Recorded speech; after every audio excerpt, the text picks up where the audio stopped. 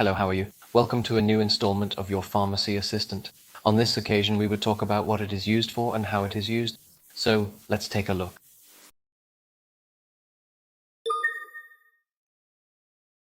Hey everyone, today we're going to talk about Graneodin F, a medicine that helps relieve throat pain and swelling. If you have pharyngitis, tonsillitis, or any other throat infection, Graneodin F can be your best friend. Have you ever had that awful feeling when you swallow? I bet you know what I'm talking about. Are you wondering how it works? Its main ingredient is Flurbiprofen, a non-steroidal anti-inflammatory drug. Simply put, what it does is reduce swelling and pain by blocking certain chemicals in your body. Using it is super easy. It is normal to take one pill every 6 hours at first. Important, let the pill dissolve slowly in your mouth. Don't swallow it whole. Then, to maintain the effect, it is best not to take more than 5 pills a day. As with any medicine, you have to be aware of the possible side effects.